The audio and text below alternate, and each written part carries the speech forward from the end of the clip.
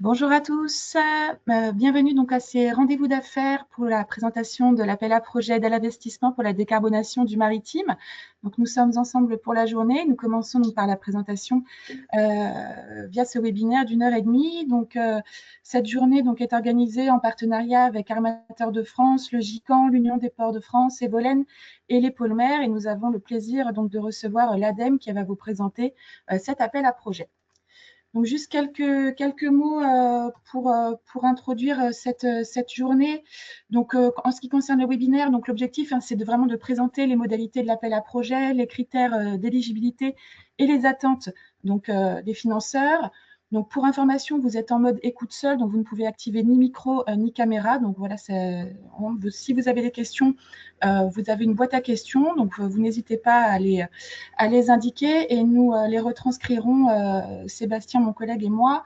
À la fin du webinaire, il y aura une session dédiée. Donc, voilà, on a prévu 50 minutes pour les questions. Donc, voilà, ne vous inquiétez pas, elles seront traitées en deuxième partie de webinaire.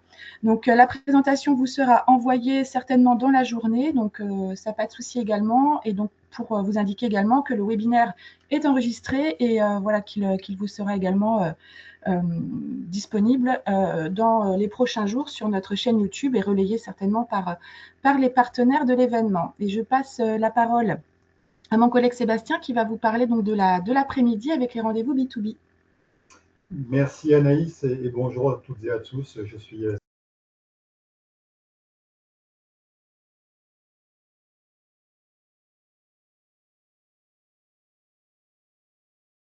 On n'entend plus, vous avez coupé le micro.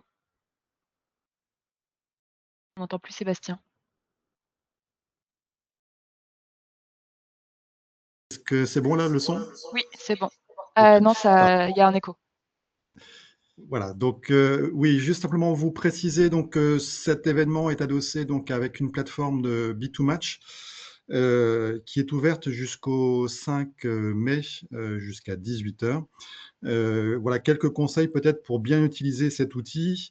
On vous invite à y retourner régulièrement puisqu'il y aura des nouveaux inscrits qui vont se rajouter, mais également donc pour solliciter des rendez-vous. Également, vous conseillez, donc vous avez dans votre espace personnel un espace mes rendez-vous, donc de bien penser à confirmer ou refuser les demandes de rendez-vous que vous avez pu recevoir. Nous avions plus d'une centaine de rendez-vous d'ores et déjà programmés, mais donc voilà, histoire de ne pas laisser de rendez-vous, de demandes de rendez-vous en attente. Et également vous dire que certains ont bien utilisent bien l'outil puisque certains ont déjà plus d'une quinzaine de rendez-vous à leur agenda. Et enfin que ce sont des rendez-vous de 20 minutes. Donc je vous invite bien sûr à être concis et direct dans vos messages pour être le plus efficace. Et bien entendu, rien ne vous empêche de reprogrammer, une fois que vous avez pu échanger via la plateforme, d'autres rendez-vous sur d'autres canaux par la suite. Voilà, je ne vais pas être plus long, je vais passer la main à Pierre-Antoine Rochas d'Armateurs de France pour une petite introduction. Merci beaucoup. Parfait. Bonjour à tous, donc je m'appelle Pierre-Antoine Rochas, je suis directeur environnement sécurité d'Armateurs de France, l'organisation professionnelle qui représente les compagnies maritimes françaises.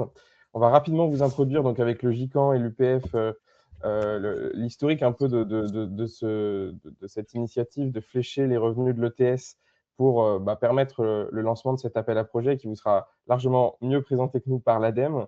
Donc, pour rappel, voilà, bien sûr, on s'inscrit dans une trajectoire de décarbonation qui est celle du net zéro 2050 avec donc une trajectoire ambitieuse, déjà des projets engagés par la filière, des investissements importants réalisés, que ce soit côté armateur, côté port, côté chantier. Et tout ça s'inscrit dans ce contexte. Donc, les armateurs, donc les navires sont rentrés dans le périmètre de l'ETS en 2024, avec une première année d'émission prise en compte en 2024 pour des premiers quotas restitués en 2025. Et donc, grâce à cette décision de fléchage mobilisée en 2026 dans le cadre de cet appel à projet. Donc, le fléchage des revenus de l'ETS pour la décarbonation de la filière avait suscité de fortes attentes du côté des acteurs maritimes qui s'étaient mobilisés donc, Armateurs de France, l'UPF et GICAN avaient en 2024 décidé justement que ce fléchage ne pourrait être pertinent, ne pourrait être obtenu aussi qu'avec une logique intégrée au niveau de la filière qui répondent aux attentes des acteurs de la filière. Tout ça a été transcrit dans un plan stratégique donc, de décarbonation de la filière maritime qui a été présenté en mai 2025 et qui a permis ensuite la décision du CIMER qui a validé cette décision de flécher ses revenus dans le budget de la France pour le secteur maritime. Peut-être en quelques mots le contenu de ce plan avant de passer la main à l'UPF et GICAN. L'idée pour nous, c'était vraiment d'avoir une vision de long terme et pas seulement d'obtenir une réponse à court terme sur une année. Donc, on entend bien sûr que ce fléchage s'inscrive dans la durée, qu'il s'inscrive dans cette vision stratégique également combinant les enjeux de souveraineté, de réindustrialisation à ceux de la décarbonation du secteur maritime, que cette démarche, et c'est transcrit dans le cahier des charges de l'appel à projet, soutienne l'ensemble des leviers de décarbonation, qu'on ait une vision assez neutre de ce point de vue-là, assez inclusive, et qu'on accorde la priorité au déploiement des solutions, donc déployer des navires décarbonés et les exploiter, transformer les ports en hub multi-énergie, également renforcer la capacité de production et le développement d'équipements décarbonés, donc plutôt côté industrie navale. Voilà, c'est une initiative qu'on a portée et qui aujourd'hui à sa traduction concrète. Et je passe la main à Timothée pour poursuivre. Donc peut-être aussi, suite à la décision donc je m'appelle Timothée Moulinier d'abord, donc je suis délégué R&D et innovation au sein du GICAN. Donc le GICAN pour mémoire, c'est chantier, équipementier, bureau d'études. Donc c'est vraiment l'industrie au service donc des ports et des armateurs. Et donc l'idée c'était bien d'arriver au couplage entre décarbonation et réindustrialisation au service donc de la chaîne de valeur française. Donc peut-être sur la planche suivante, les différents faits marquants, notamment donc c'est cette décision du CIMER de l'année dernière et qui a eu du mal quand même, il faut le dire, à se traduire dans le projet de loi de finances. Et donc pour cela, on avait beaucoup demandé, sollicité la contribution de la filière, notamment au travers de projets que vous souhaiteriez porter et qui maintenant sont attendus dans cet appel à projet. Donc ce recensement a permis le fléchage vraiment des ETS et la mise en place de ce guichet. Et donc, pour ce guichet, il y a eu beaucoup d'échanges avec à la fois les administrations, DG AMPA, DGE, DGITM et aussi l'opérateur ADEME qui avait été choisi à ce moment-là pour justement élaborer un guichet qui réponde à vos attentes, qui soit cohérent avec les projets qu'on avait obtenus et donc et qui répond à cette idée aussi de rapprocher la chaîne de valeur. Et donc, nous, notre message quand même, côté GICAN, c'est qu'on demande bien aux armateurs français, aux ports français, de travailler avec l'industrie française. L'industrie française qui, elle, doit faire l'effort d'être compétitive, au travers à la fois des chantiers de construction, des chantiers de réparation, des équipementiers, des bureaux d'études. Donc l'idée, c'est d'avoir aussi une industrie compétitive pour répondre aux besoins des armateurs et des ports français. Voilà, donc sur la planche suivante, c'est aussi les perspectives quand même, parce que ça nous paraît très important de réussir cet appel à projet, parce que nous, on compte, les trois organisations, dès maintenant, essayer de sécuriser le renouvellement de ces budgets-là et même son augmentation. Parce que comme Pierre-Antoine l'a dit, on a une phasage des quotas. Donc, les fonds qui vont être dépensés ne représentent ici que 40% des quotas émissions qui avaient été payés en 2025. Cette année, les armateurs vont payer 70% et l'année prochaine, 100%. Donc, nous, on attend bien sûr une augmentation de ces budgets-là. Mais pour ça, il faut montrer qu'il y a un besoin, qu'il y a des projets, qu'il y a une volonté de la filière d'aller vers cette décarbonation. Et ça passe principalement par vous. Voilà. Et donc, après, la dernière partie prenante très importante pour nous, c'est les ports. Et donc, je donne la parole, bien sûr, à Jean-Frédéric pour donner ce message de cette chaîne intégrée et de l'importance de l'interface avec les ports. Merci Timothée, je ne serai pas très long puisque Pierre-Antoine et Timothée ont été très complets sur la présentation. J'insisterai sur le fait que c'est véritablement une démarche que l'on souhaite voir s'inscrire dans le temps. La contribution des ETS s'inscrira dans la durée, donc on travaille d'ores et déjà aux années à venir. Et deuxième point, c'est une démarche de filière. Je crois que autant Armateurs de France que le GICAN l'ont bien précisé. Pour les ports, il s'agit à la fois d'actions de décarbonation de leurs usages propres. On parle par exemple de remotorisation de vedettes, on parle de de transition bas carbone pour les opérations portuaires, de dragage ou de services portuaires. Mais dans les ports, c'est aussi et surtout les usages. Et les usages, c'est de la décarbonation des usagers du port et donc notamment des armateurs. Aujourd'hui, il y a un grand focus sur le branchement à quai. Donc, vous aurez certainement, je pense, les uns et les autres, des projets qui tournent autour de cette question de l'électrification et du branchement à quai. Mais je vous invite d'ores et déjà à réfléchir à l'avenir. L'avenir, ce sont les corridors verts. L'avenir, ce sont les électrocarburants. L'avenir, c'est la décarbonation de toute la filière. Donc, c'est bien là-dessus que l'on attend vos nombreux projets. Merci encore une fois.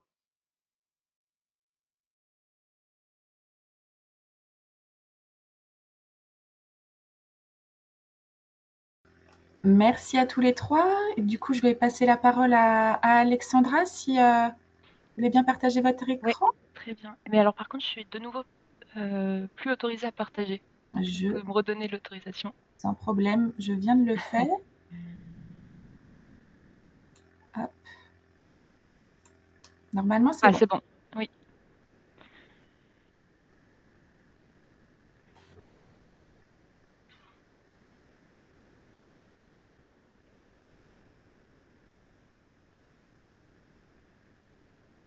Voilà.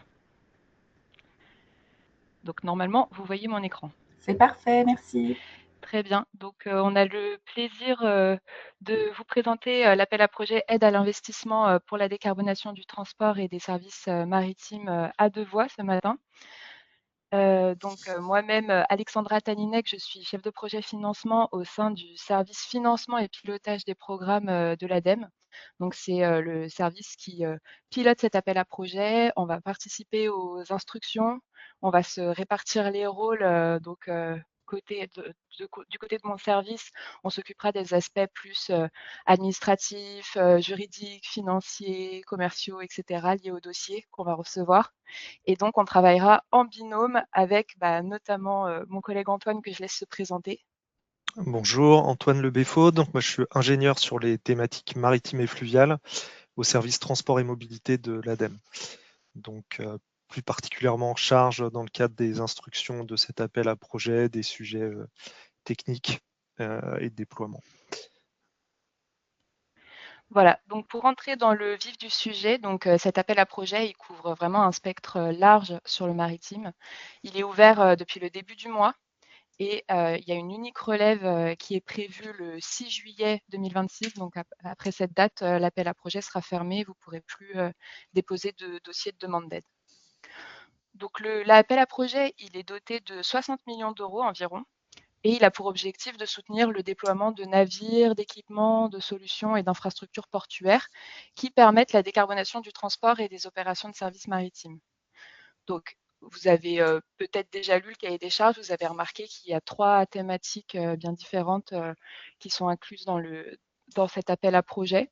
Donc, une première thématique à laquelle sera dédié environ 60% de l'enveloppe globale de l'appel à projet, qui va porter sur les investissements liés à la décarbonation directe des navires. Donc là, ça peut être de la décarbonation de navires existants, mais aussi de l'acquisition de navires, donc acquisition de navires propres ou à émissions nulles.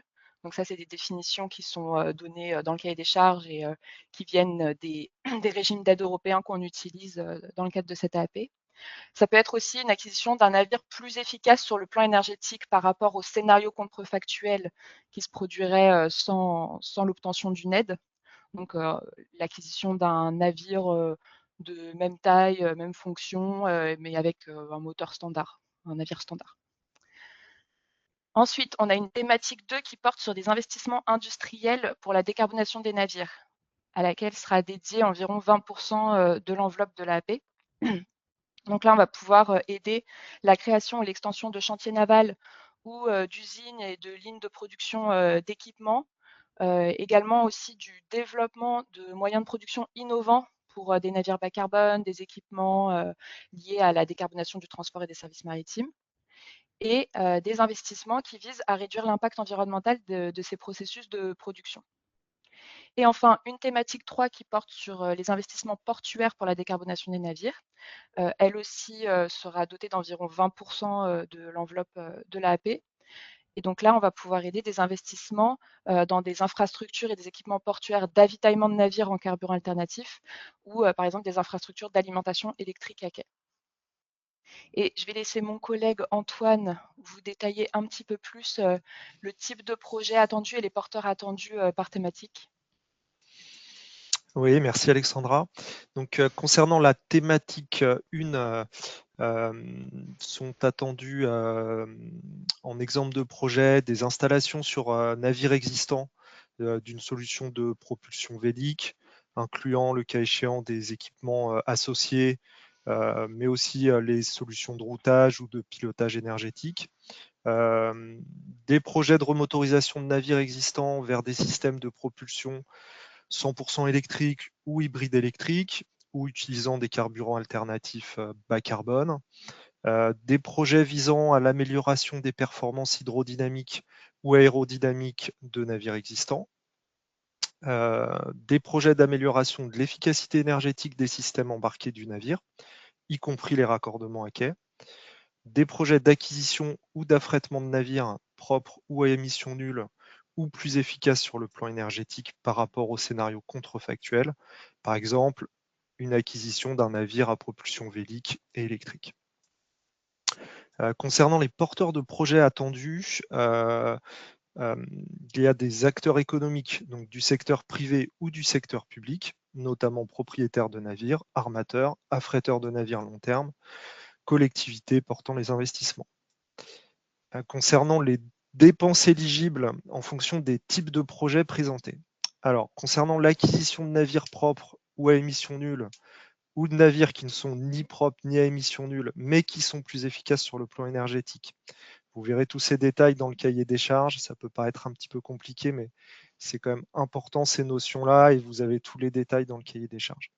Les dépenses éligibles, en fait, sont la différence entre le coût d'acquisition des navires et les coûts d'acquisition d'un navire de la même catégorie qui est conforme aux normes de l'Union européenne applicables déjà en vigueur. Navire qui sera acquis du coup sans l'aide. Concernant un projet de mise à niveau de navires permettant d'être des navires propres ou des navires à émissions nulles, là les dépenses éligibles, c'est le coût complet de l'investissement dans la mise à niveau.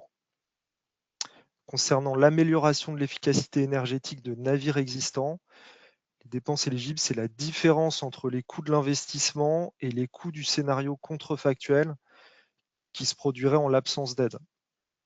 Bon, là encore, il y a 3 méthodes pour décrire les scénarios contrefactuels. Tout ça est détaillé dans le cahier des charges. Concernant tous les projets sur cette thématique 1, durant la première année d'exploitation, l'accompagnement de l'armateur par le fournisseur d'équipements et de solutions de décarbonation ou par le chantier naval pourra être éligible. Voilà concernant cette thématique 1 de cet appel à projet. La thématique 2 concerne des projets monopartenaires uniquement. C'était le cas également de la thématique 1. Je crois que j'ai oublié de le préciser. Et la thématique 2, c'est également le cas. Donc, projet monopartenaire uniquement. Parmi les exemples de projets attendus, nous avons la mise en place d'une ligne pilote ou d'un démonstrateur industriel pour la production d'équipements permettant la décarbonation de navires ou pour la construction de navires bas carbone. Nous avons l'achat des équipements productifs nécessaires et la mise en service d'une nouvelle ligne de production d'équipements, permettant là encore la décarbonation de navires ou d'une ligne de construction de navires bas carbone. La mise au point de nouveaux procédés de production d'un équipement permettant la décarbonation de navires. L'achat d'équipements productifs nécessaires à la production de technologies propres. Là encore, les technologies propres sont également définies précisément dans le cahier des charges. L'achat d'équipements permettant de réduire l'empreinte environnementale des processus de production de navires ou de composants de navires. Les porteurs de projets attendus sont des acteurs économiques du secteur privé ou du secteur public, notamment les chantiers navals, les équipementiers, les centres de production de composants.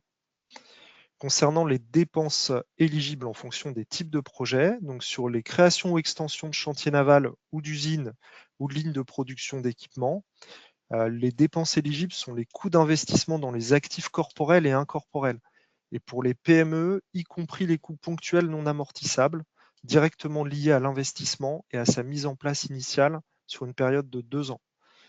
Là encore, il y a encore une définition, je ne vais pas rentrer en détail à ce stade sur ces dépenses éligibles. C'est simplement pour vous les présenter en grandes lignes et tous les détails sont dans le cahier des charges de cet appel à projet. Concernant les investissements visant la production de certaines technologies propres, les dépenses éligibles sont les coûts d'investissement pour les actifs corporels, tels que le terrain, les bâtiments, les installations, des équipements, des machines et les actifs incorporels.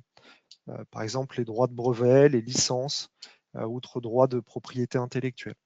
Concernant le développement de navires bas carbone, d'équipements, de systèmes ou de solutions innovants ou de lignes de production innovantes, ce sont les coûts de développement, donc les salaires et charges, les frais connexes, les coûts de sous-traitance éventuels, les contributions à amortissement sont également éligibles. Les coûts de refacturation interne aussi. Concernant les projets d'investissement visant la réduction de l'empreinte environnementale des processus de production, il s'agit là des dépenses liées aux coûts d'investissement supplémentaires déterminés en comparant les coûts de l'investissement à ceux d'un scénario contrefactuel qui se produirait en l'absence d'aide. Voilà pour la thématique 2.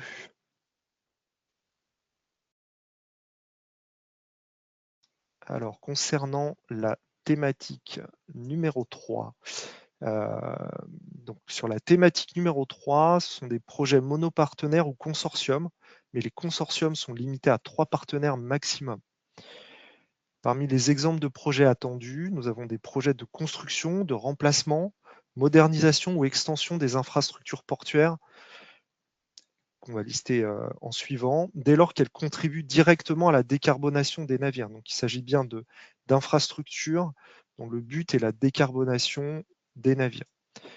Donc, parmi les exemples de projets, nous avons des systèmes électriques d'escale destinés à l'alimentation des navires à quai, des bornes électriques de recharge destinées à l'alimentation des navires à quai, les raccordements au réseau électrique, production d'électricité locale, ou unités de stockage d'électricité renouvelable dédiées à l'avitaillement en électricité des navires à quai, l'installation de distribution et moyens de ravitaillement en carburant alternatif, tels que les postes à quai ou les barges de soudage, les réservoirs et infrastructures réseau dédiés aux carburants alternatifs. Les porteurs attendus sont les ports maritimes, les exploitants de terminaux, les souteurs distributeurs de carburants alternatifs, tout autre acteur présent en zone portuaire et qui porte des projets d'investissement dans les infrastructures portuaires. Alors, les dépenses éligibles sont les coûts de planification, de construction, d'installation, de modernisation ou d'extension des infrastructures de recharge ou d'avitaillement. Ces coûts ils peuvent inclure le coût des infrastructures de recharge ou d'avitaillement proprement dites et des équipements techniques connexes, y compris les installations fixes, mobiles ou flottantes. Les coûts de l'installation ou de mise à niveau des composants électriques ou autres, y compris les câbles électriques et les transformateurs électriques qui sont nécessaires pour connecter l'infrastructure de recharge. Les coûts de travaux de génie civil, les aménagements terrestres ou routiers, les coûts d'installation et les coûts pour l'obtention des autorisations connexes. Donc la marge d'exploitation, elle sera déduite des coûts éligibles ex ante sur la base de projections raisonnables. Voilà pour la thématique numéro 3. Merci beaucoup Antoine.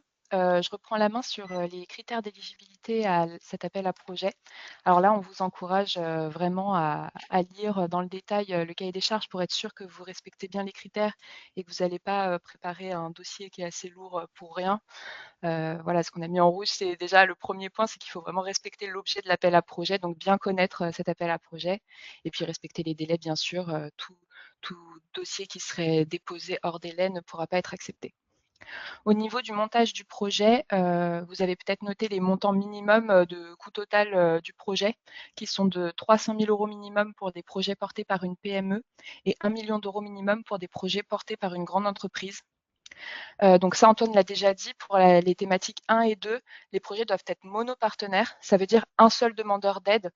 Bien sûr que vous pouvez avoir des sous-traitants, des partenaires qui ne demandent pas d'aide, hein, bien sûr, mais en tout cas, un seul demandeur d'aide pour les thématiques 1 et 2. Et pour la thématique 3, maximum 3 demandeurs d'aide, 3 partenaires demandeurs d'aide. Et tous les demandeurs d'aide doivent disposer d'une identification nationale, donc par exemple Sirène, Sirette. Les projets doivent être finalisés au maximum 6 ans après la décision d'octroi de l'aide. Et le dossier de candidature doit bien sûr être complet. Donc, vous pouvez le télécharger sur notre plateforme. On vous a mis le lien à la suite dans la présentation.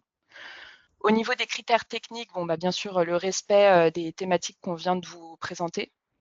Et aussi un niveau de TRL, donc un niveau de maturité technologique minimum de 7 en début de projet et de 9 en fin de projet.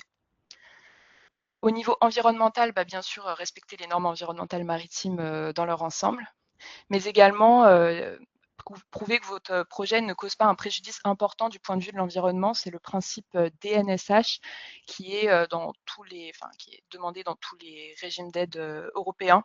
Donc ça, c'est dans l'annexe 5 du dossier de demande d'aide que vous pourrez justifier de ça.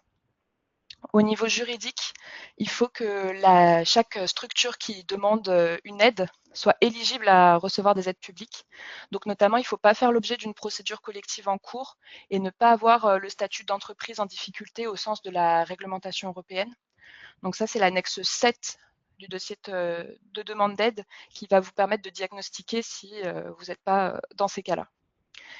Et enfin, point très important, l'aide, la demande d'aide, elle doit prouver aussi l'incitativité de l'aide. Nous, on ne peut pas accorder une aide non incitative, c'est-à-dire notamment qu'il faut que la demande d'aide, elle ait lieu avant le début des travaux et avant tout engagement juridiquement engageant. Donc, par exemple, une commande d'un équipement, un contrat signé avec un chantier naval, voilà. Tout engagement juridiquement engageant est irréversible. On considérera que si cet engagement a été pris avant la date de demande d'aide, on ne pourra pas aider le projet. On vous a remis aussi quelques exclusions. Vous avez vraiment la liste complète dans le cahier des charges, mais les principales sont exclus du périmètre les navires qui battent pavillon d'un État hors de l'Union européenne et non partie à l'accord sur l'espace économique européen, les navires qui relèvent du secteur pêche et aquaculture, les navires ou les ports de plaisance, les bateaux fluviaux, les navires exploités principalement au profit d'activités d'offshore fossiles, les navires de prospection sismique et enfin les navires dédiés à la production d'énergie. Donc, une fois que vous avez vérifié que vous êtes bien dans ces critères d'éligibilité, comment on va sélectionner les dossiers, les comparer entre eux? Je laisse la parole à Antoine pour vous présenter ça.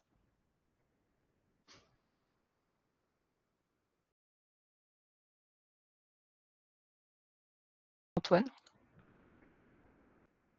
Excusez-moi, Ah oui, mon c'est bon, micro je était.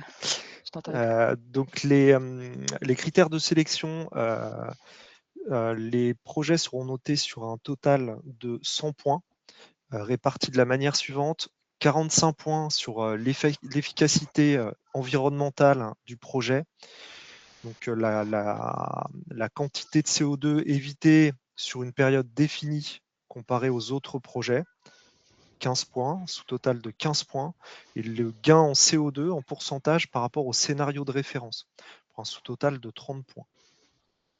Les détails de calcul vous sont donnés là sur les slides, mais encore une fois, plus détaillés dans le cahier des charges de l'appel à projet. Ensuite, il y a 25 points sur l'efficacité des aides publiques. Pareil, avec une méthodologie de calcul qui vous est présentée ici. Et enfin, 30 points sur la qualité technique et contribution à la résilience et à la compétitivité industrielle européenne, avec un sous-total de 10 points sur la qualité technico-économique du projet. En fait, c'est sa pertinence, la faisabilité et le planning du projet, le montage du projet, la solidité du plan de financement, la diminution des émissions hors GES, la rentabilité du projet, le soutien des autorités locales. Et enfin, un autre sous-total de 20 points sur la contribution à la résilience et à la compétitivité industrielle européenne. Donc, c'est la résilience et sécurité d'approvisionnement et compétitivité industrielle et technologique européenne.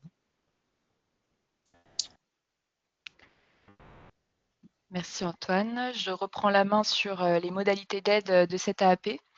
Alors là, on vous a listé les différents régimes d'aide qui sont mobilisés dans cette AAP. Je ne vais pas tous les lire un par un, ce ne serait pas très intéressant. Mais le message, c'est vraiment qu'on en mobilise beaucoup. Et même au sein de chaque régime d'aide, il y a parfois plusieurs articles. On va mobiliser plusieurs articles de chaque régime d'aide. Enfin, le message, c'est qu'on a essayé de faire un appel à projet qui soit quand même assez inclusif pour qu'il y ait beaucoup de projets qui puissent postuler à l'appel à projet. Donc, on s'excuse par contre du fait que effectivement le cahier des charges il peut sembler un petit peu impressionnant à première vue. Donc, concentrez-vous vraiment sur votre thématique. Mais c'est vrai qu'il peut paraître un peu complexe, mais c'est à ça aussi que serve le processus de pré-dépôt dont on reparlera juste après. C'est aussi pour vous guider dans ces méandres juridiques et de savoir exactement à quelle case du cahier des charges vous appartenez. Au niveau des intensités maximum d'aide qu'on va pouvoir appliquer à vos projets, donc là, ça va beaucoup dépendre de la thématique dans laquelle vous postulez et même au sein de chaque thématique de quel type de projet vous nous présentez. Donc là, on a mis tous les tableaux en annexe parce que vu que, comme je vous disais, on mobilise beaucoup de régimes d'aide, on a beaucoup de tableaux avec plein de taux différents. Donc c'est vraiment en fonction de votre projet.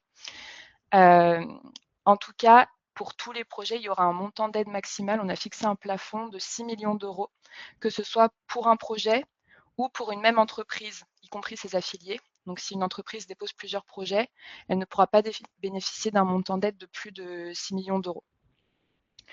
À noter aussi que les intensités maximum d'aide, elles peuvent être majorées dans certains cas si le projet il est réalisé en zone AFR, à finalité régionale. Donc, on vous a mis un lien pour aller voir si la zone dans laquelle vous allez réaliser votre projet est en zone AFR. Et enfin aussi, les intensités d'aide varient en fonction de la taille de l'entreprise. Donc, si votre entreprise est petite entreprise, moyenne entreprise ou grande entreprise, avec une méthodologie qui est détaillée dans le lien ci-dessous. J'en profite pour dire, parce qu'on a eu plusieurs fois la question, qu'il n'y a pas de catégorie ETI dans cette méthodologie. Dans les régimes d'aide européens, il n'y a pas de catégorie ETI. Concernant le versement des aides, dans le cas général, on réalisera pour les lauréats un versement d'une avance de 15% du montant de l'aide, du montant maximum d'aide qui aura été défini, sur une preuve de démarrage du projet. Ensuite, il y aura plusieurs versements intermédiaires au fur et à mesure du projet, à chaque étape clé, comme on dit. En général, il y a une étape clé par an où on se voit entre l'ADEME et le lauréat pour faire un point sur le projet et son avancement. Et enfin, un solde de 20% minimum du montant de l'aide à la fin du projet. Au niveau des ratios subventions ou avances remboursables, alors c'est pour les projets de la thématique 2, il y aura potentiellement une part d'avance qui sera revue par l'ADEME en phase d'instruction.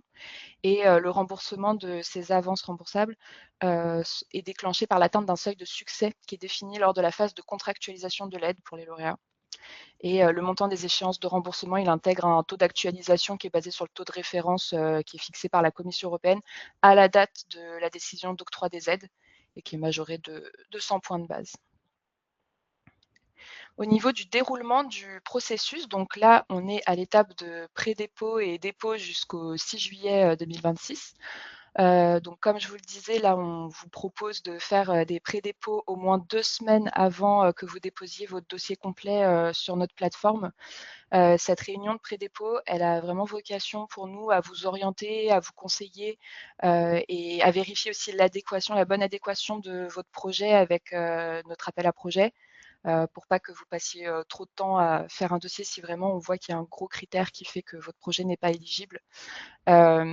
Et donc, voilà, on vous propose de remplir une présentation PowerPoint, c'est l'annexe 1 du dossier de demande d'aide, vous verrez, avec pas mal d'informations sur votre projet pour que nous, on puisse vous donner les meilleurs conseils. Et ensuite, une fois que vous avez réalisé ce pré-dépôt, vous pouvez déposer votre dossier complet sur notre plateforme, en sachant que vous n'êtes pas obligé d'attendre le 6 juillet 2026, notamment pour ceux qui ont des travaux qui doivent commencer peut-être dans pas trop longtemps ou qui veulent signer un contrat avec un chantier naval.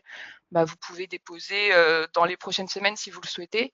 Votre dépôt fera qu'on considérera cette date de dépôt comme date d'éligibilité des dépenses. Et ensuite, vous pouvez signer des contrats juridiquement engageants ou commencer des travaux. Vous n'êtes pas donc obligé d'attendre le 6 juillet pour déposer. En tout cas, nous, on attendra le 6 juillet pour regarder les projets qu'on a reçus. Donc, même si vous déposez dans une semaine, on ne va pas commencer à regarder votre projet, mais on le regardera avec tous les autres à partir du 7 juillet. Donc, à partir du 7 juillet, on rentre dans une phase de présélection où on va vérifier l'éligibilité des projets qui sont déposés, mais aussi des porteurs. Parce que, comme je vous disais, il faut bien que les porteurs soient éligibles à recevoir des aides d'État. Une fois, donc à l'issue de cette phase de présélection, on aura potentiellement éliminé quelques projets qui auront été jugés non éligibles. Et ensuite, on rentre dans la phase d'instruction approfondie, donc qui pourra conduire à des échanges entre vous et nous. Et à la fin de cette période d'instruction, donc où on va notamment noter les projets par rapport aux critères que vous a présenté Antoine, donc à l'issue de cette phase d'instruction approfondie, on prendra les décisions de financement, on déterminera les lauréats de cet appel à projet. Pour les lauréats, commencera une phase de contractualisation donc, qui se termine par la signature de la convention de financement. Et ensuite, on rentre dans une phase de suivi de projet. Bon, alors là, la longueur de la forme n'est pas proportionnelle parce que le projet peut durer un peu plus longtemps, mais voilà. Donc, première étape, vous nous fournissez une preuve de démarrage et on vous fait le premier versement avec sur avance de l'avance de 15% du montant de l'aide. Et ensuite, les versements intermédiaires dont je vous parlais, vous nous remettez en fait un dossier étape clé avec ce qui a été défini au moment de la contractualisation, les livrables qui ont été définis pour vérifier l'avancement de votre projet, etc. Si tout va bien, nous, on vous fait un versement intermédiaire sur la base des dépenses qui ont été réalisées jusque-là. Et même principe jusqu'au dernier versement du solde du projet. Et ensuite, on passe sur un suivi post-versement du solde, donc avec un remboursement des avances remboursables pour les projets qui auront eu des avances remboursables. Et de notre côté aussi, la vérification du respect de certaines exigences qui sont indiquées dans le cahier des charges, par exemple sur le pavillon du navire, sur l'avitaillement du navire, etc. Voilà, et en résumé, les prochains événements, donc on vous le redit, date limite de dépôt le 6 juillet 2026 à 23h59.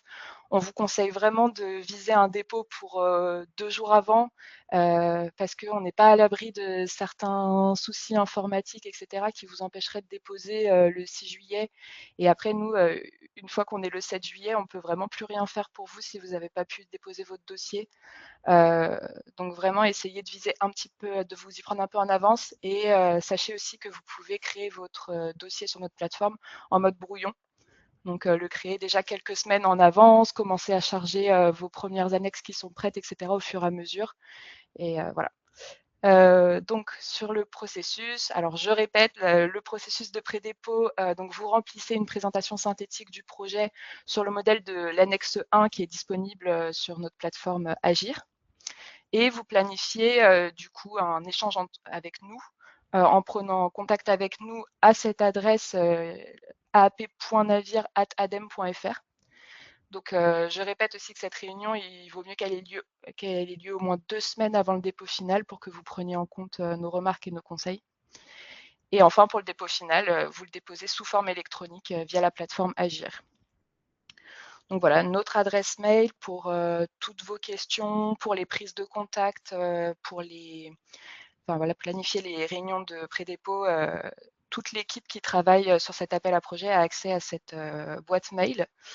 Et on vous a mis le lien vers l'appel à projet où vous trouverez le dossier de candidature.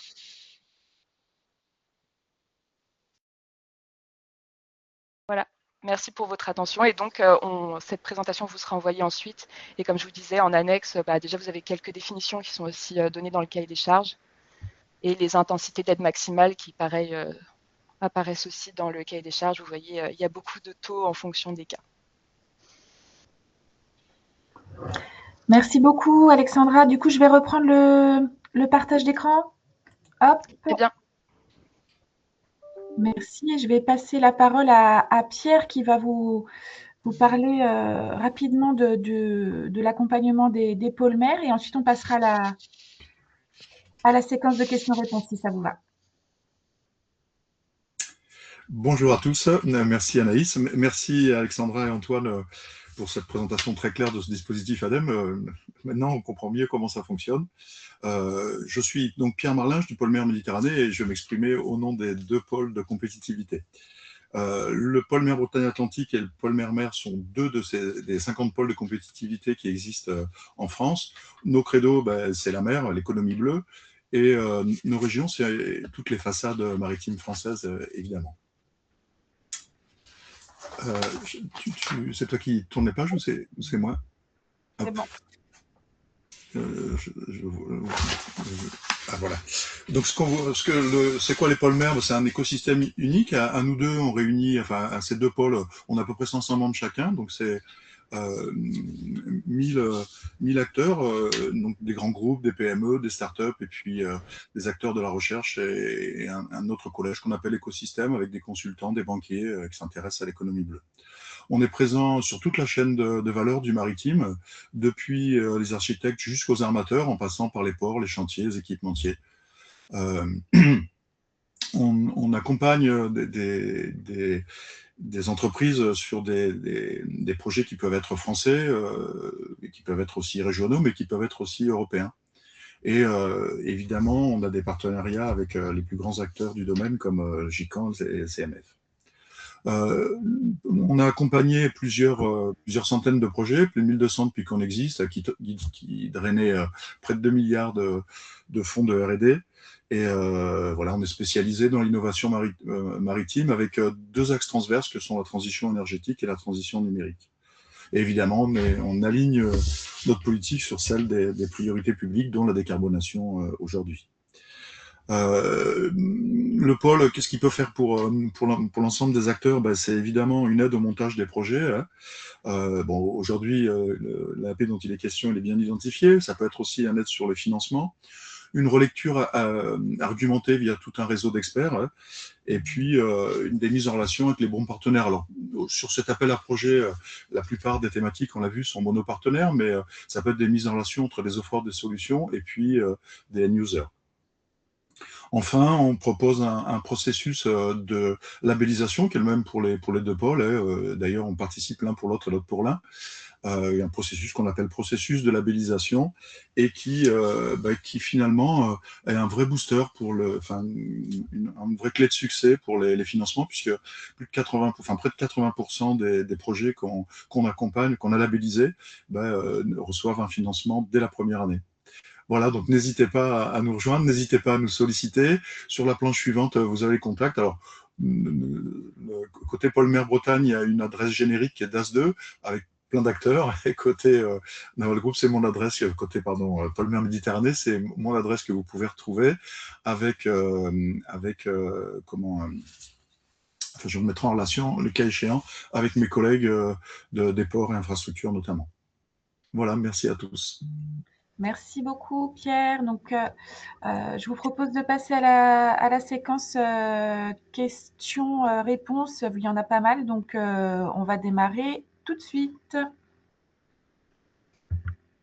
Donc, si je prends la première question posée par Anthony, qui indique donc nous participons pour l'établissement public du commerce et de l'industrie de Corse, et plus précisément le port de plaisance et de pêche Ajaccio-Tino-Rossi. Est-ce que cet appel à projet est ouvert au port de plaisance accueillant la Grande Plaisance? Alors non, la plaisance est exclue de l'appel à projet. Donc les ports de plaisance également. Hop, Anthony avait précisé sur la partie électrification à quai, notamment pour la Grande Plaisance, dans une seconde question.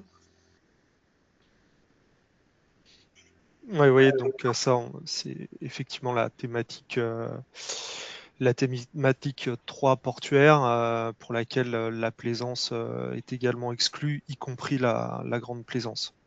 Alors, il peut y avoir parfois, parce qu'on a eu déjà la question des potentielles mutualisations de quais entre grande plaisance et transport de passagers. Il faut faire le distinguo puisque les navires passagers sont eux bien éligibles. Donc les infrastructures portuaires dédiées à l'avitaillement des navires à passagers sont-elles éligibles. Donc s'il y a un quai mutualisé ou un bornage mutualisé, on pourrait regarder en fait, voilà, ça pourrait être éligible, en tout cas une partie au prorata d'utilisation. Et on n'a pas précisé d'ailleurs qu'on est en train de rédiger une FAQ parce qu'on a déjà beaucoup reçu de questions depuis le 2 avril. Donc d'ailleurs, cette question-là a été prévue dans notre FAQ. Merci beaucoup. Alors, une deuxième question posée par Rémi. Donc, c'est bonjour. Quels sont les critères de local content de cet appel d'offres? Est-ce qu'une construction en Asie, par exemple, peut bénéficier de l'aide si d'autres parties prenantes du projet sont européennes, type armateur, client ou site d'opération? Alors, au niveau critères d'éligibilité, le projet est tout à fait éligible, même s'il y a une construction en Asie. C'est juste au niveau des critères de sélection, lorsqu'on va classer les projets les uns par rapport aux autres, où ce critère, comme l'a présenté Antoine, va être important, il va compter pour 20 points. C'est le critère contribution à la résilience et à la compétitivité européenne. Donc les projets qui ont le plus de contenu européen seront avantagés par rapport aux autres sur ce critère-là. Mais ça ne veut pas dire que le projet n'est pas éligible parce qu'il y a une construction ailleurs qu'en Europe. Une question peut-être pour Antoine, une question de Johan qui demande l'investissement dans des équipements de recherche ou d'essai est-il éligible? Et ceci plutôt sur la thématique 2. Alors, l'appel à projet, Alexandra en a un peu parlé dans la présentation. Les projets, c'est vraiment du déploiement de technologie qui est visé. C'est pas un appel à projet dédié à la recherche et à l'innovation. Et ce qui est demandé au cahier des charges, c'est d'avoir des projets qui sont à minima TRL 7 en début de projet, c'est-à-dire date de dépôt, et TRL 9 minima en fin de projet. Donc, à voir de quel type d'études, parce qu'il peut y avoir des laboratoires ou des centres de recherche qui réalisent des études dans le cadre de la construction d'un navire. Donc ça, potentiellement, pourquoi pas, si c'est vraiment des études nécessaires à la construction d'un navire. Mais un investissement sur l'équipement de recherche et d'essai, c'est pas éligible. C'est pas l'objet de cette AAP. Très bien, merci. Une autre question certainement pour Antoine, il s'agit d'une question d'Alexandre. Pour la thématique 3, est-ce qu'il s'agit seulement de la décarbonation des navires ou aussi pour la décarbonation des activités liées à l'exploitation des terminaux? Antoine, je te laisse répondre. Ouais, je réfléchis à activité liée à l'exploitation des terminaux. Alors à mon sens non, hein, la thématique 3, elle est vraiment dédiée à l'avitaillement navire. Hein. Donc si dans les activités on pense manutention ou stockage, c'est pas éligible. Ouais. On ne veut pas décarboner le port en lui-même, on veut vraiment que les investissements portuaires servent à décarboner les navires. Parfait, merci Alexandra. Une question de Bertrand maintenant qui demande, donc, dans le cadre de la thématique 1, il est indiqué que les porteurs sont les armateurs notamment. Je comprends donc que tout type de porteur reste cependant éligible. Est-ce qu'on peut préciser peut-être pour Alexandra? Oui, en fait, c'est vraiment le porteur, ça doit être celui qui porte les investissements dans le projet d'acquisition de navire ou de rétrofit d'un navire existant. C'est pour ça qu'on a mis les notamment, il peut y avoir des cas spécifiques, en général, ça va être un armateur. Mais voilà, s'il y a des cas spécifiques, tant que vous portez les investissements, normalement, vous êtes éligible. Très bien, merci. Une question de Fania. Pourriez-vous bien expliquer la notion de TRL et quels sont les éléments de justification qui sont recevables pour qualifier un niveau de TRL? Alors, l'échelle TRL, en fait, c'est une échelle qui définit les niveaux de maturité des projets jusqu'à l'industrialisation. Donc, en fait, le niveau TRL 7, qui est le niveau TRL minimum demandé, c'est déjà un projet qui est relativement mature. Et ça a été défini de cette manière-là. Puisque cet appel à projet sur les 3 thématiques vise du déploiement de technologies matures.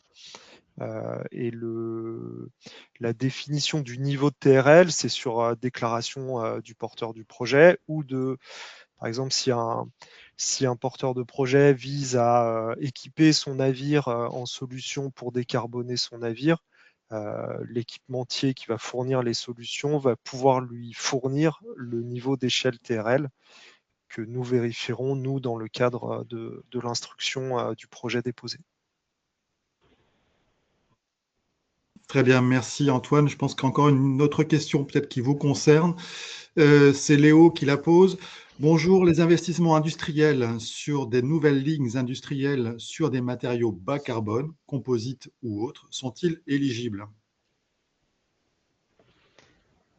Alors, si c'est pour produire des équipements bas carbone, c'est comme ça que je le comprends, qui vont permettre, en étant installés à bord de navires, de décarboner l'exploitation d'un navire. Oui, c'est éligible, c'est-à-dire que là, on va aider la mise en production et la réalisation de cette ligne de production d'équipements.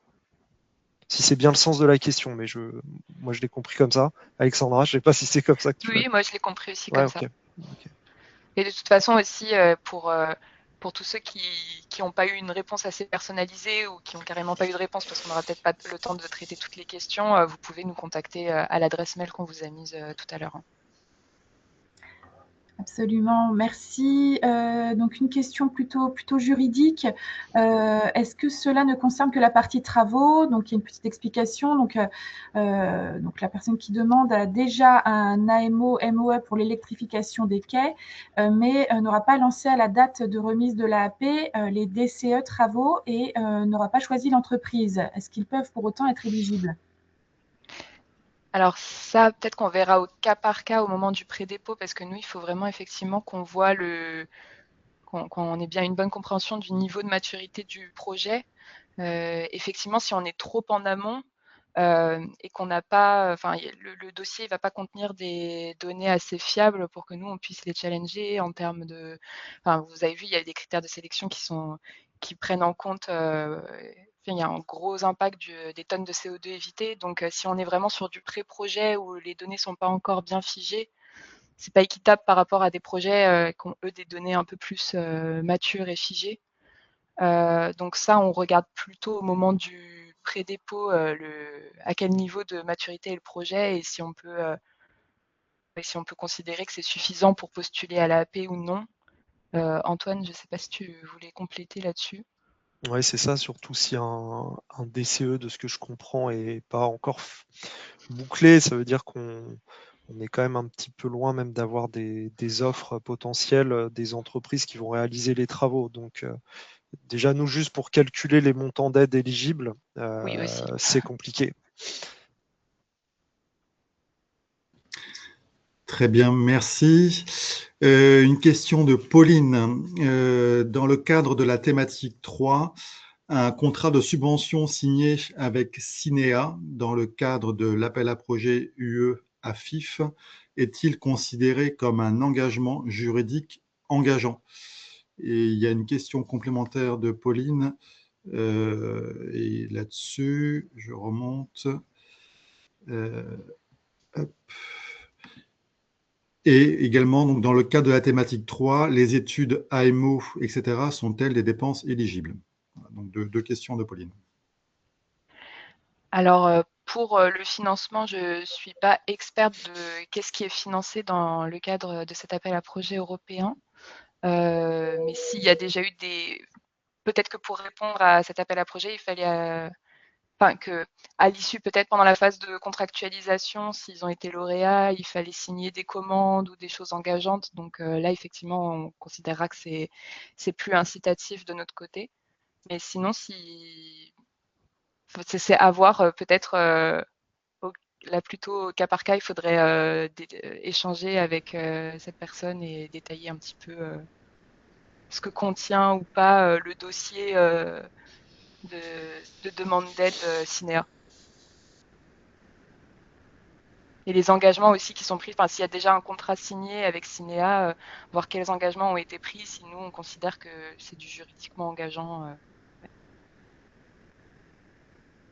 Ça Et la marche. deuxième question, c'était sur est-ce que les études AMO sont éligibles? Tout à fait, oui. Je te laisse répondre, Antoine.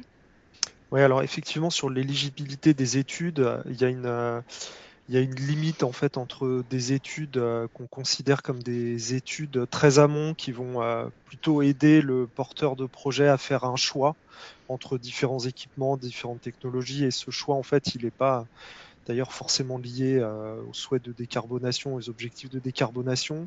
Et ça, ces études-là, elles ne seront pas éligibles. Par contre, les études qui, elles, sont nécessaires à l'investissement, elles seraient éligibles. Mais la limite, elle n'est pas forcément évidente. Donc, pour ces sujets de questions d'éligibilité des études, nous, on va alimenter la FAQ qui va être disponible en ligne sur le lien concernant cet appel à projet sur la plateforme Agir. Et on pense, enfin, il y aura beaucoup de cas par cas à voir, encore une fois, lors des réunions de pré-dépôt qui sont vraiment là pour ça. Mais oui, il y a une limite qui est pas forcément et qui va être forcément qui sera forcément spécifique à chaque projet.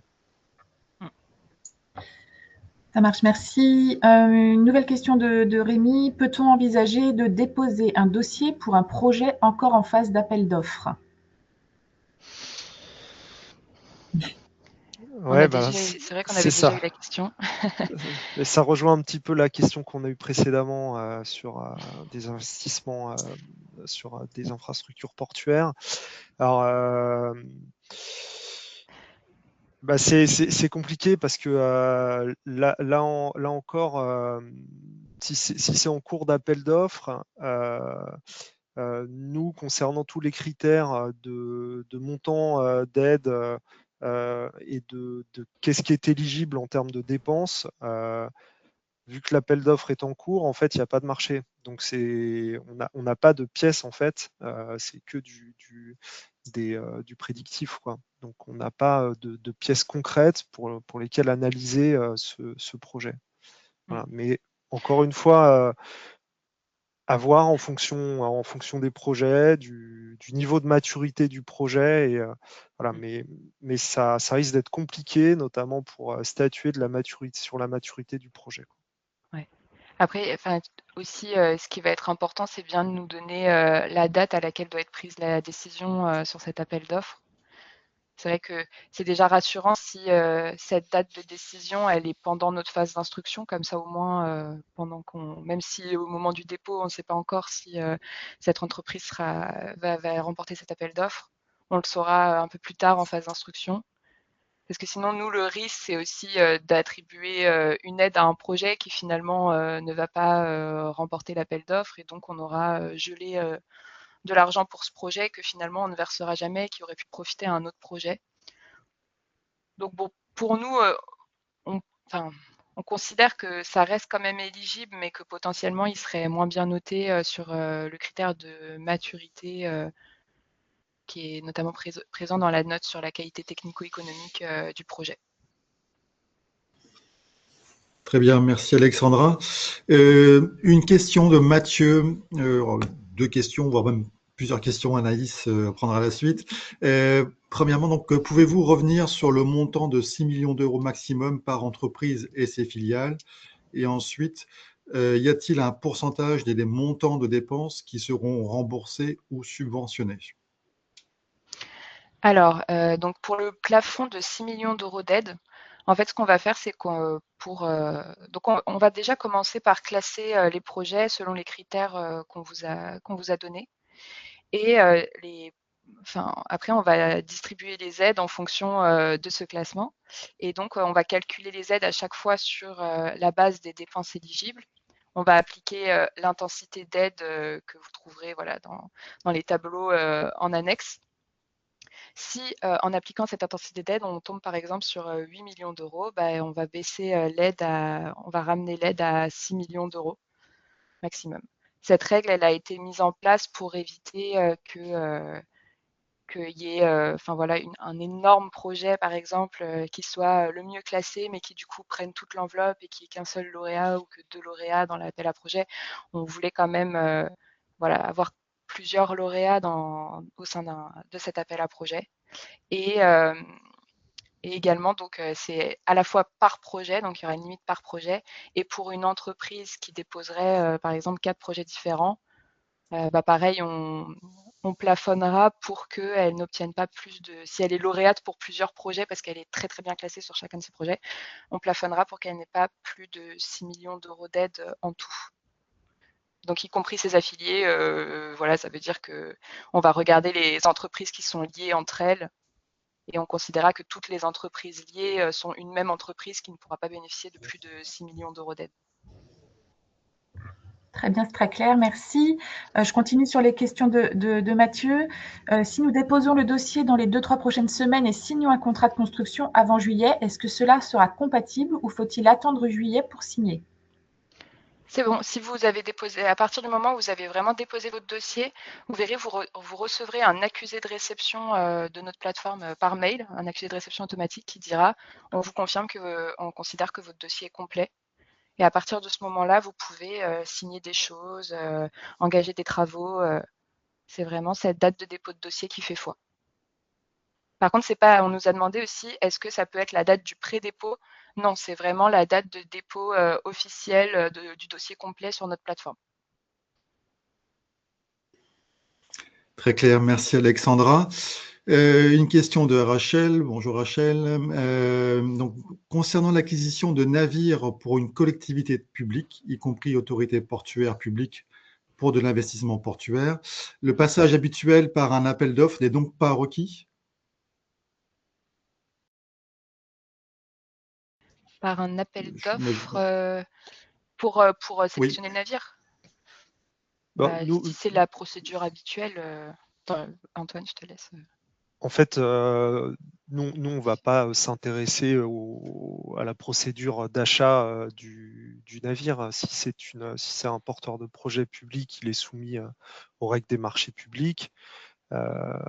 Donc, généralement, à partir d'un certain montant, il y a des obligations concernant les appels d'offres. Mais si c'est un autre type d'acquisition qui ne passe pas par un appel d'offres, enfin, nous, ça ne nous regarde pas en fait dans le cadre de notre instruction. Nous, on va s'intéresser en fait après au navire en lui-même qui fait partie de l'investissement. Très bien, merci. Une question de Gwenina. L'AAP sera-t-il renouvelé l'année prochaine et comment le montant de l'enveloppe globale est-il défini? Alors là, on ne peut pas vous affirmer quoi que ce soit. Ce sera vraiment en fonction. C'est pas côté ADEME que ça se décide. Donc, ce sera, je pense, des discussions en PLF en fin d'année, voilà, pour savoir est-ce qu'il va être reconduit, combien de proportions des recettes ETS sont réfléchies vers cette AAP. On ne peut rien vous dire pour l'instant. Merci Alexandra. Marion qui nous demande, alors on a déjà parlé du niveau de TRL, mais donc peut-on avoir une définition plus précise du niveau de maturité TRL 7 et notamment une solution technique comme le Dynarig ayant déjà fait ses preuves sur un yacht de luxe est-elle considérée comme TRL 7 pour une application sur un cargo de fret ou le changement d'usage nécessite-t-il une nouvelle démonstration de maturité?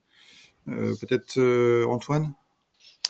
Oui, alors le niveau de TRL 7, en fait, c'est un niveau où on a passé la démonstration en fait de la technologie. Et après, l'équipement cité, à ce stade, c'est un peu compliqué de me prononcer sur une compatibilité de cet équipement avec un niveau TRL7 mini. J'aurais tendance à dire que si cet équipement il a déjà fait ses preuves sur un navire de grande plaisance qui peut être équivalent en termes de déploiement sur un navire de charge ou sur un navire à passagers, c'est que le niveau TRL7 il est déjà passé, effectivement. En tout cas, on va peut-être inclure dans notre FAQ l'échelle Ouais. des niveaux de TRL, vu qu'on a eu plusieurs fois la question. Ouais. Ça marche, merci. Une question sur la possibilité de cumuler les différentes aides publiques et quel montant ou pourcentage maximum peut être cumulé en aide. Donc, effectivement, c'est possible de cumuler des aides publiques, mais dans la limite des intensités d'aide maximum qui sont fixées par les régimes d'aide européens, donc qui sont donnés dans les tableaux. Si vous avez, par exemple, si pour votre type de projet, il y avait un taux maximum à 60% et qu'il y a un autre acteur public qui vous a financé à hauteur de 30% de vos dépenses, nous, on va pouvoir rajouter les 30 autres pourcents pour atteindre les 60% en tout. Ou alors aussi, Merci il peut y avoir Alexandra. des Alors, en fait, assiettes on a différentes. beaucoup de questions, donc on y répond au fur et à mesure qu'elles nous parviennent. À nouveau, une question de Marion. Pour la thématique 1, la période de référence sera de 5 ans. Peut-on prévoir la durée du BP sur la durée de vie du navire? Sinon, peut-on intégrer une valeur terminale liée à la valeur résiduelle du navire? Une question très technique, peut-être Antoine ou Alexandra? En fait, la période de 5 ans, c'est plutôt pour définir le scénario de référence pour calculer les tonnes de CO2 évitées. Donc après, là, j'ai l'impression que la question, c'est plutôt pour le BP, pour les questions financières. Là, pour le coup, je ne sais pas ce que tu en penses, Antoine, mais oui, je pense qu'on peut partir sur la durée de vie du navire. Oui, je pense aussi. Ouais. C'était juste qu'on voulait avoir une période commune à tous les projets de la thématique 1 pour estimer les tonnes de CO2 évitées. Parfait. Est-ce que vous confirmez que les travaux d'adaptation d'un navire en vue de son branchement à quai entrent dans la thématique 1? Oui, c'est bien compris dans les travaux éligibles à la thématique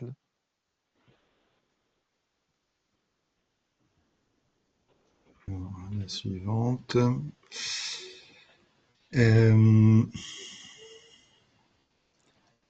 T'étais à qui? Les unités de production de e-carburant sont-elles exclues? Oui, elles sont exclues. Ouais. Et, effectivement, on peut financer une acquisition d'un navire qui va être propulsé avec des e-carburants ou une remotorisation de navire, etc.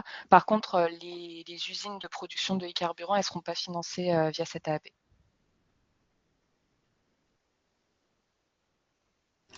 Merci. Est-ce que vous pouvez préciser si les aides concernent bien des subventions ou des avances remboursables ou les deux? Je crois que sur une des thématiques, il y a les deux. C'est ça. C'est sur la thématique 2, il peut y avoir un mix subvention et avance remboursable, oui. Et a priori, pour thématique 1 et thématique 3, ce sera de la subvention.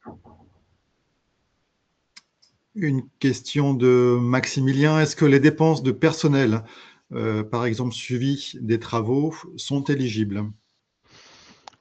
Alors, pour les thématiques 1 et 3, pour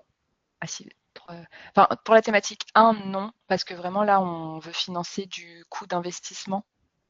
Donc, on n'a pas prévu, même vous verrez dans l'annexe 4 du dossier de demande d'aide qui vous permet de lister tous vos coûts, il n'y a même pas de colonne pour mettre des frais salariaux. C'est vraiment l'investissement qu'on veut aider. Et pour les thématiques 2 et 3, il peut y en avoir un petit peu dans les cas où il y a des coûts de développement, de fin de développement, comme on disait, pour passer d'un TRL7 à TRL9. Donc Antoine avait parlé notamment dans la thématique 2 de par exemple la mise en place d'une ligne de production innovante pour la faire passer de TRL7 à TRL9 pour produire des équipements. Là, il peut y avoir des coûts salariaux pour mettre en place cette ligne pilote. Parce qu'on sera donc pour ce genre de coûts-là, on va mobiliser le régime RDI, recherche, développement, innovation, qui nous permet d'aider des salaires.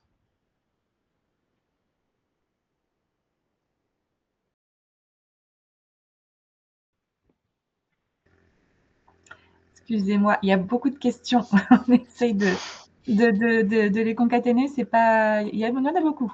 Les projections financières doivent-elles intégrer des sensibilités stress test sur des variables particulières? C'est pas imposé, il n'y a pas de variables qui sont imposées. Vous faites vous faites ce que vous pensez être le plus cohérent. Et ensuite, nous, en fonction de ce que vous mettez dans votre dossier, on pourra revenir vers vous, poser plus de questions en phase d'instruction approfondie. Voilà.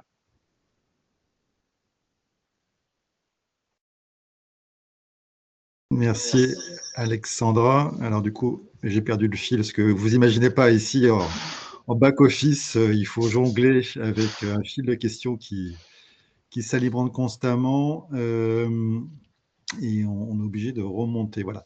Une question de Jean-François. J'ai vu que les bateaux de pêche étaient apparemment exclus également de l'appel à projet. Vous confirmez? Et si oui, pour quelles raisons? Oui, ils sont exclus pour des raisons juridiques en fait. Les régimes d'aide qu'on mobilise excluent le secteur de la pêche et de l'aquaculture, des régimes d'aide européens qu'on utilise. Parce que, alors je ne suis pas experte, mais il me semble que c'est parce qu'il y a des aides et des canaux dédiés pour ce secteur-là, qui ne passent pas par ce genre d'appel à projet grand Oui, c'est public ça. national. Ouais. Voilà. Dont le fait en pas, par exemple, ou d'autres dispositifs potentiels futurs. Parfait, merci. Est-ce qu'au niveau des critères de sélection, cela fait une différence si les travaux sont réalisés en France ou dans un chantier européen? Oui. Ah non, pardon. En France ou dans un chantier européen. En fait, non, on regarde plutôt niveau européen. Nos critères de sélection, c'est vraiment compétitivité au niveau européen. Parce que si on utilise des régimes d'aide européens, donc voilà, on est aussi un peu contraint par ça. Merci Alexandra. Vous inquiétez pas, on transmettra l'ensemble des questions à nos intervenants et donc qui pourra mettre à jour leur foire aux questions. Donc, si on ne les a pas toutes prises ce matin, vous aurez des éléments de réponse par la suite. Une question de François. Est-ce que les bateaux nuc, donc j'imagine nucléaires et taxiboat, sont-ils éligibles? Alors, nuc, je pense que c'est les navires de plaisance à usage commerciaux. Donc, même si c'est un usage commercial, on est bien dans un cadre de navire de plaisance. Donc, ce n'est pas éligible. Concernant un usage de taxiboat, il faudrait plutôt se pencher sur quel est le titre de navigation du navire. Est-ce que c'est du transport de passagers ou est-ce que c'est de la plaisance, y compris nuc? Si c'est du passager, c'est éligible.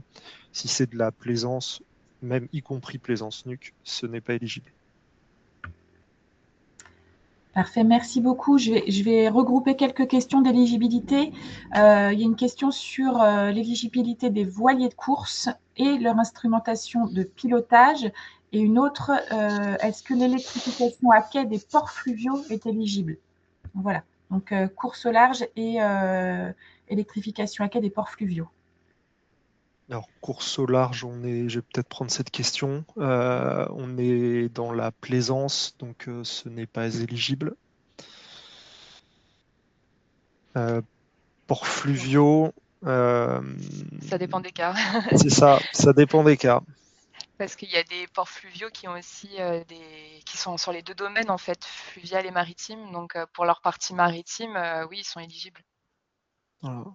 Voilà. Donc en fait, le terminal d'un port fluvial, la question c'est est-ce qu'il est susceptible d'accueillir un navire de mer? Et si c'est le cas, ce qui arrive dans un certain nombre de ports fluviales, ça peut être éligible. À nouveau, une question éligibilité, cette fois d'Olivier. Sur la thématique 3, une infrastructure de stockage de carburant alternatif, par exemple du méthanol, destinée à plusieurs usages, dont le maritime, est-elle éligible? Du coup, je pense que la réponse, si tu es d'accord, Antoine, c'est au prorata, en fait, de combien il prévoit d'utiliser, que ce méthanol soit utilisé à C'est destination du maritime. stockage pour ravitaillement ou c'est stockage? Si c'est stockage pour ravitaillement, ouais. Si c'est stockage pour ravitaillement, oui, c'est éligible. Ouais, demander à la personne qui a posé la question, mais on peut imaginer que oui, c'est pour l'avitaillement. Oui. Si c'est du stockage pour ravitaillement, effectivement, ça peut être éligible au prorata, comme le disait Alexandra, des usages d'avitaillement. Si c'est simplement du stockage sans avitaillement, là, pour le coup, c'est pas éligible. Encore une fois, le but et la logique générale de cet appel à projet, c'est bien de décarboner les navires. Très bien. Une nouvelle question. Donc, pour majoration du taux de subvention avec la filière AFR, est-ce le lieu de réalisation des travaux du projet qui est pris en compte ou est-ce le lieu du siège social du partenaire qui porte le projet? Non, c'est plutôt le lieu, effectivement, on a eu cette question déjà, c'est le lieu de réalisation des investissements. Alors autant pour la thématique 2, la thématique 3, c'est limpide puisqu'on fait voilà, un investissement, par exemple, dans une infrastructure portuaire, on sait exactement où on l'a fait, donc là, il n'y a pas trop de questions à se poser. Pour la thématique 1, nous, on part du principe que le plus logique, c'est le chantier naval, en fait, qui va réaliser soit le rétrofit, soit la construction du nouveau navire qui serait acquis. Et ça aussi, c'est une question qu'on a prévu d'ajouter à notre FAQ et on est juste en attente sur la thématique 1 d'une dernière confirmation juridique pour bien vous confirmer le lieu à prendre en compte. Mais a priori, en tout cas, c'est sûr que ce n'est pas le siège social de l'entreprise. Merci Alexandra. Une question de Solène, alors je pense que vous allez pouvoir alimenter votre FAQ largement, qui demande est-ce que la modification de l'alimentation des pontons de travaux maritimes peut rentrer dans l'appel à projet? Par exemple, passage de groupe électrogène à pompe à hydrogène. Sur des pontons de travaux maritimes, oui, Ouais. ce sont des types de navires qui sont éligibles.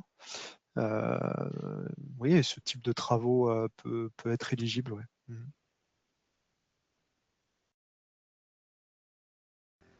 Merci. Une question d'Olivier. Une collectivité régionale propriétaire de 2 navires à passagers thermiques est-elle éligible pour la thématique 1 pour un remplacement en électrique? Oui, tout à fait. Complètement. Oui. Les acteurs publics sont bien éligibles sur cet appel à projet. Une question de Jean-Marc qui mentionne donc le projet, enfin la société EOL, qui souhaiterait lancer donc un projet d'une voile solarisée de très grande taille pour cargo, 0 émission, 100% recyclable et très bas carbone. À quelle thématique devons-nous optimalement nous attacher? Donc là, si j'ai bien compris, donc c'est un équipementier. Donc normalement, sa thématique, c'est la 2. Et donc, s'il veut, mais je ne sais pas à quel stade il en est. Est-ce qu'il est encore au stade de développement de sa solution ou... En tout cas, s'il est en phase d'industrialisation, nous, on peut financer la création de lignes de production de sa solution. On peut financer aussi le passage de TRL7 à TRL9 de ces outils de production. Voilà. Et sinon, il peut bénéficier indirectement de l'AAP si son produit est déjà mature. Bah, s'il y a un armateur qui souhaite installer son produit sur son navire, c'est l'armateur qui va bénéficier de l'aide, mais lui, indirectement, vu qu'il sera sous-traitant, il bénéficiera de l'aide aussi. Merci. Une question de Marion, on reste sur les sous-traitants. Concernant l'utilisation de solutions de sous-traitants, l'ADEME préfère-t-elle voir des lettres d'engagement de ses fournisseurs dès le dépôt du dossier pour sécuriser le TRL et les coûts? c'est l'idéal. Antoine, je te laisse peut-être répondre, mais Oui, c'est sûr Mm. que c'est l'idéal, ouais.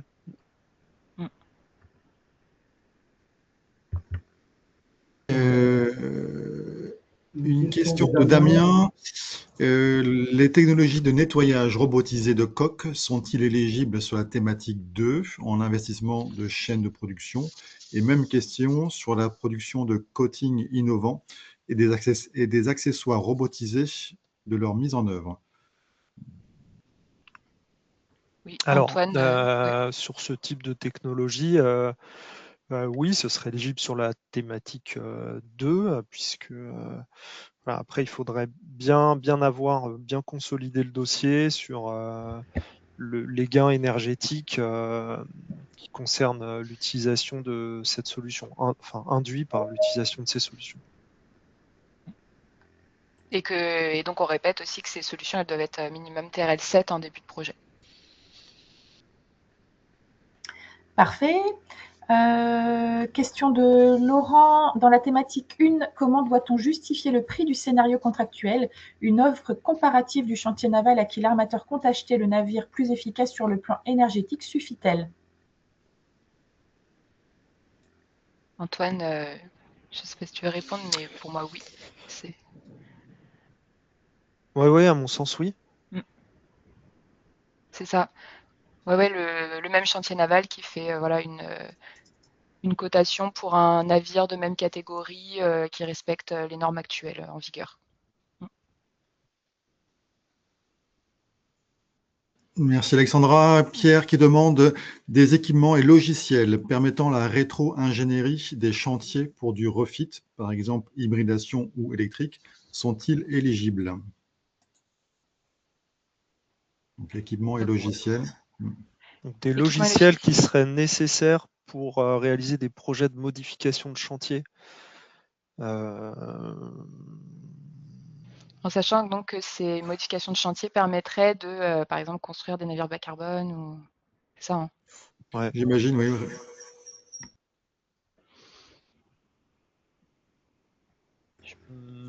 C'est un cas assez spécifique. Ouais. Ouais. J'aurais tendance à dire oui, mais peut-être à voir effectivement avec un échange un peu plus détaillé. Ouais. Parce que là, on est sur l'investissement nécessaire à la conception de bâtiments ou bâtiments industriels qui rentreraient dans la thématique 2. Ouais, je pense qu'un échange un peu plus spécifique avec le porteur nous serait utile là. C'est compliqué de répondre comme ça. Pas de souci. Alors, une question sur donc une solution de décarbonation mature en milieu fluvial, avec une phase de test et de validation du prototype en rivière avant d'évoluer progressivement vers un usage en mer dans quelques années, une fois le système éprouvé potentiellement éligible au dispositif de soutien, ou priorité dédiée aux solutions directement maritimes? Il y a beaucoup de solutions qui fonctionnent en fluvial et en maritime, hein, que ce soit des solutions de propulsion ou des équipements ou d'autres types d'équipements qui permettent de décarboner. Donc, non, il n'y a pas une exclusivité maritime. C'est un équipement qui fonctionne en fluvial et qui fonctionnerait en maritime pourrait être éligible. Après, il faut regarder le niveau TRL 7 parce qu'il peut y avoir aussi une confrontation de réglementations différentes qui fait que l'équipement valable en fluvial n'est peut-être pas certifié pour un usage maritime. Ce serait, à mon sens, peut-être la seule limite à ce que ce soit pas éligible. Merci Antoine. On va peut-être, voilà, je vois l'heure qui tourne, on se prend deux dernières questions.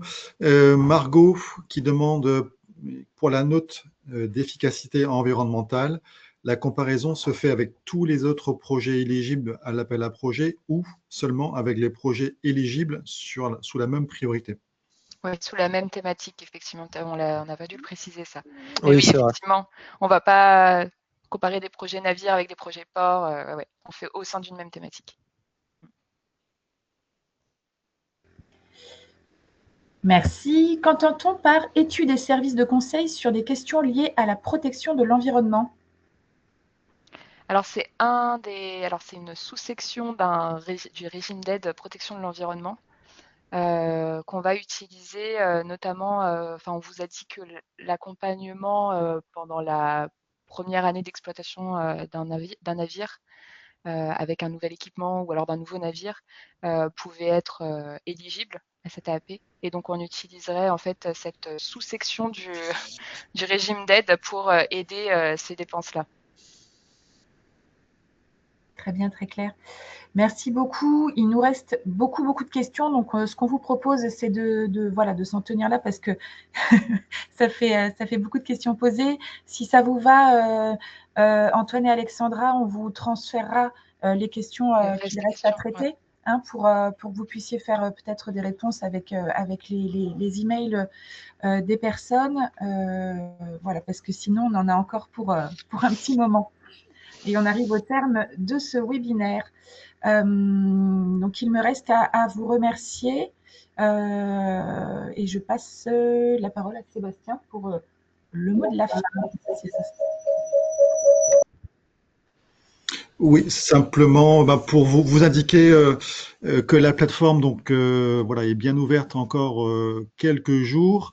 Donc n'hésitez pas, hein, c'est vraiment l'outil dédié pour vous mettre en relation les uns avec les autres. Et donc voilà, vous rappelez également que les éléments de ce webinaire seront disponibles dans la journée en rediffusion si vous le souhaitez. Et donc, nous restons bien sûr toutes et tous à votre disposition si vous avez des questions.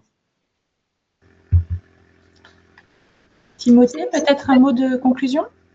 Bon, mais peut-être pour remercier tout simplement l'ADEME de s'être prêté au jeu des questions-réponses. Voilà, donc il y a beaucoup de sujets. Donc, n'hésitez pas à prendre contact avec eux. Le côté pré-dépôt, voilà, c'est vraiment pour faire gagner du temps à tout le monde. Voilà, et on espère que à la fois les rendez-vous permettront de faire émerger des projets de qualité en France et aussi que ça serve à cet écosystème pour consolider le dispositif dans la durée. Voilà, c'est vraiment notre objectif, nous, c'est de montrer son succès pour qu'on puisse en obtenir d'autres l'année prochaine aussi avec une montée en puissance du dispositif. Merci à tous. Un grand merci. Bonne journée à tous et bon rendez-vous cet après-midi et jusqu'au 5 mai. Au revoir. Au revoir, merci. Au revoir, bonne journée à toutes et à tous. Au revoir et bonne journée.